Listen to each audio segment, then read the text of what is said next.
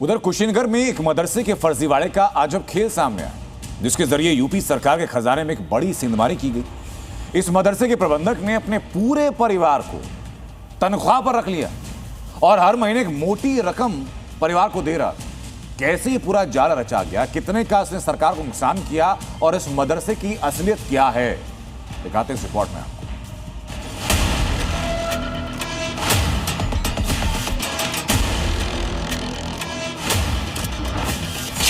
कुशीनगर के मदरसे से भ्रष्टाचार की एक ऐसी कहानी सामने आई है जहां रिश्ता सिस्टम पर भारी पड़ गया, जहां बाप बना बॉस और बेटी हो गई नियमों से ऊपर।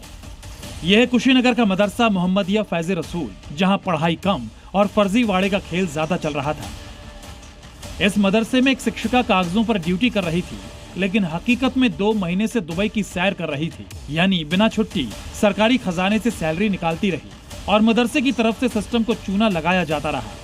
लेकिन कुशीनगर के मदरसे में चल रहा ये गोरख धंधा अब एक्सपोज हो चुका है। इस मदरसे पे आरोप है कि यहाँ पे एक महिला शिक्षिका है जिनका नाम तालिमुन निशा बताया जा रहा है। इनके ऊपर आरोप लगा है कि यह दुबई में यानी कि विदेश में रहते हुए इन्होंने 2 महीने का वेतन उठाया है। आरोप है कि मदरसे के प्रबंधक मुमताज आलम सिद्दीकी ने नियम कानून को दरकिनार कर अपनी बेटी को फायदा पहुंचाया। मगर पूरा मामला क्या है, अब ये समझिए। दरअसल मदरसे के प्रबंधक मुमताज की बेटी तालिमुन निशा मदरसे में शिक्षिका है। मार्च 2026 में वो दुबई में थी, लेकिन यहाँ पिता ने छुट्टी मंजूर कर दी, जबकि नियम कहते हैं कि छुट्टी के लिए अनुमति जरूरी है। और ये खेल यही नहीं रुका।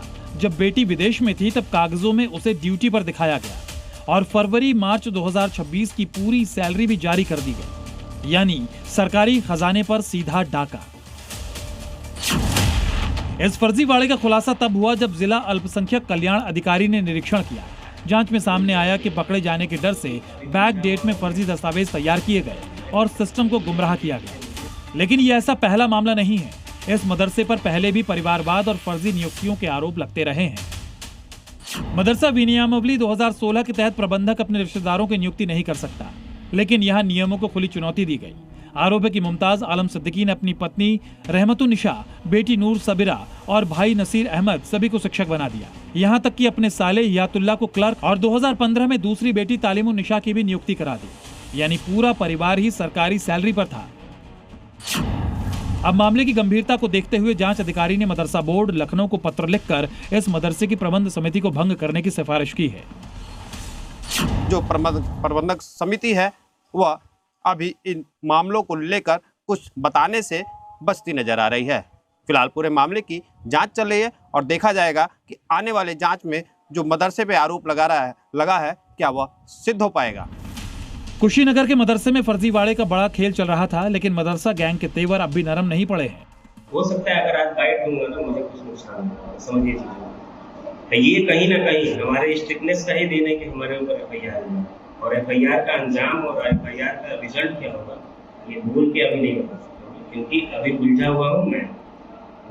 एलडी सेक्रेटरी मिलने दीजिए। बड़ा सवाल यह है कि क्या मदरसे के नाम पर सरकारी खजाना एक परिवार की काली कमाई का जरिया बन गया था, और इतने सालों तक ये खेल सरकारी अधिकारियों की नजरों से कैसे बचता रहा।